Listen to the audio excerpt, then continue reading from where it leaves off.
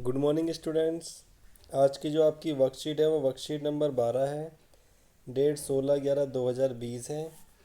कक्षा सेवन्थ की ये वर्कशीट है और विषय है सामाजिक विज्ञान, जिसमें हमने पहले वाली वर्कशीट में भी डिस्कस करा था। इससे पहले वाली में दिल्ली के सुल्तान, तो इसी को हम आगे डिस्कस करेंगे दिल्ली के सुल्तानों के बारे में। तो स्टार्ट करते हैं। सबसे पहले 15वीं और 16वीं शताब्दी में दिल्ली सल्तनत।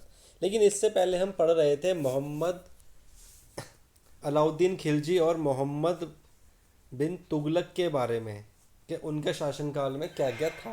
ये हमने डिस्कस कर लिया था। अब थोड़ा सा आगे बढ़ते हैं और डिस्कस करते हैं।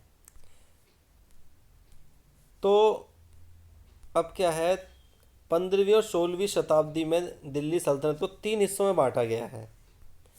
पहला है तुगलक वंश के शासन के बाद दिल्ली पर लोदी, सैयद व अन्य व सूरी वंश ने शासन किया।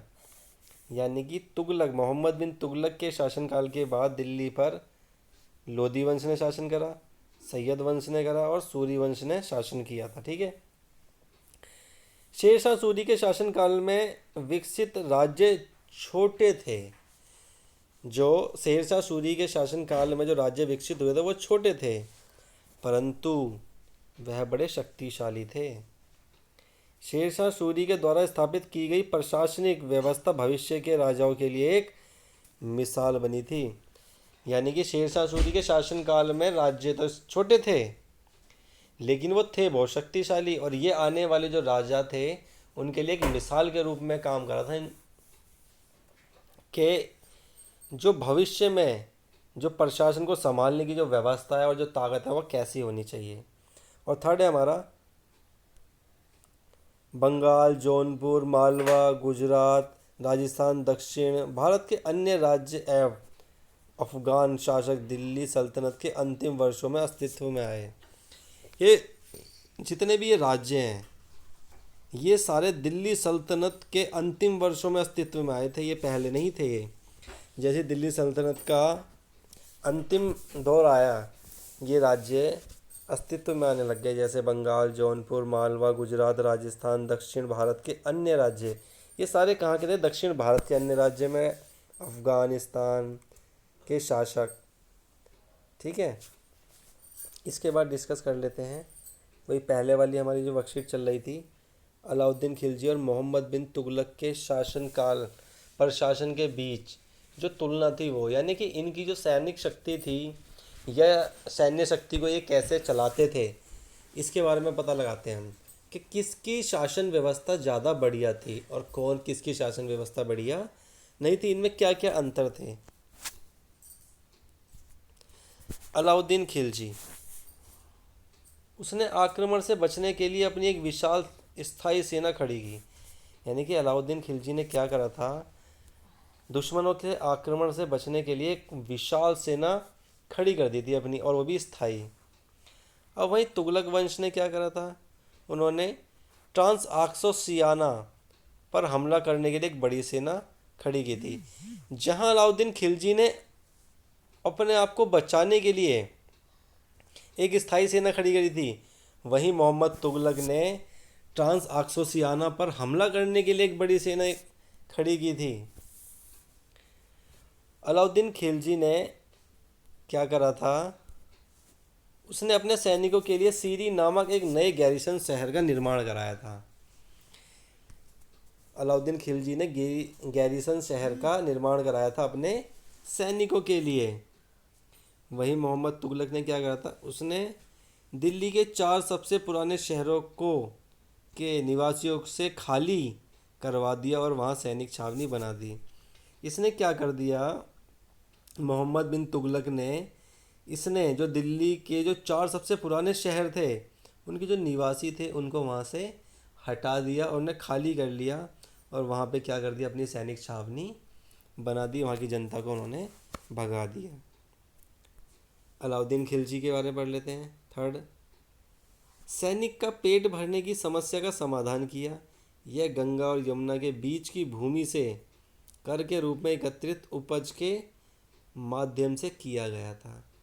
यानी कि ये जो सैनिकों के पेट भरने की बात आई थी, ये गंगा और यमुना के बीच की जो भूमि थी उस पे जो किसान खेती करते थे या कुछ भी करते थे, उनसे कर के रूप में उनके कुछ उपज का एक हिस्सा ले लिया गया और जिससे सैनिकों का पेट भरा गया। वहीं मोहम्मद बिन तुगलक ने क्या करा, गंगा और यमुना के बीच के क्षेत्र से एकत्रित कर का उपयोग सेना को खिलाने के लिए तो किया गया, लेकिन सुल्तान ने बड़ी संख्या में सैनिकों की आवश्यकताओं को पूरा करने के लिए अतिरिक्त कर लगा दिया किसानों पर, जिससे उनकी हालत बहुत ज़्यादा ख़राब हो गई। अब फोर्थ पॉइंट है अलाउद्दीन खिलजी का, उन्होंने अपने सैनिकों का वेतन इक्ता के बजाय नगद में दिया। अब ये इक्ता व्यवस्था क्या थी? इक्ता व्यवस्था का मतलब था कि जो राजा था वो सैनिकों को उनके काम के बदले में पैसे ना देकर उनको एक ज़मीन देता था, यानी कि उनको कुछ ज़मीन का हिस्सा दे देता था कि आपको ये, आपके वेतन के बदले आपको ये ज़मीन का हिस्सा दिया गया। इसको क्या इक्ता कहते थे। लेकिन बाद में क्या कर दिया अलाउद्दीन खिलजी ने, इक्ता के बजाय नगद में देना चालू कर दिया। जो सैनिकों का वेतन था अब वो ज़मीन ना देके उनको नगद पैसे दिया करते थे। मोहम्मद तुगलक ने क्या कहा, उन्होंने नगद में वेतन का भुगतान किया। मोहम्मद तुगलक ने भी नगद में वेतन का भुगतान किया अपने सैनिकों के लिए, लेकिन कीमतों को नियंत्रित नहीं किया गया। जो कीमतें थी वो दिन ब दिन बढ़ती जा रही थी, उसको नियंत्रित नहीं करा राजा ने, मोहम्मद बिन तुगलक ने। ये उसकी सबसे बड़ी गलती रही। अब पांचवा क्वेश्चन है, सैन्य सुधार, राजस्व सुधार जैसे अनेक प्रशासनिक उपाय काफ़ी सफल रहे। जो अलाउद्दीन खिलजी था उसके जो सैनिक उपाय थे और जो प्रशासनिक उपाय थे वो काफ़ी हद तक सफल रहे, लेकिन मोहम्मद बिन तुगलक के क्या रहे, उसने प्रशासनिक उपाय असफल रहे। जितने भी उसने प्रशासनिक उपाय करे थे मोहम्मद बिन तुगलक ने, वो सारे असफल रहे। कश्मीर पर उसका आक्रमण पूरी तरह से विफल रहा। उसने कश्मीर पर आक्रमण कर दिया जिसमें वो बुरी तरह से हार गया और विफल रहा। फिर उन्होंने ट्रांस पर आक्रमण करने की अपनी योजना छोड़ दी, जिसके लिए उसने पूरी तैयारी कर रखी थी, वो उसने योजना छोड़ दी और अपनी बड़ी सेना को पूरी तरह से भंग कर दिया। तो हम कह सकते हैं जो अलाउद्दीन खिलजी था वो एक अच्छा राजा था और उसकी प्रशासनिक जो व्यवस्था थी वो काफ़ी सफल रही थी, लेकिन मोहम्मद बिन तुगलक जो था उसकी प्रशासनिक व्यवस्था अच्छी साबित नहीं हुई, इसीलिए उसे एक अच्छा प्रशासक नहीं कहा जा सकता। कुछ क्वेश्चन है। कल्पना करें आप अलाउद्दीन खिलजी या मोहम्मद तुगलक के शासनकाल में एक किसान हैं और आप सुल्तान द्वारा लगाए गए कर नहीं चुका सकते।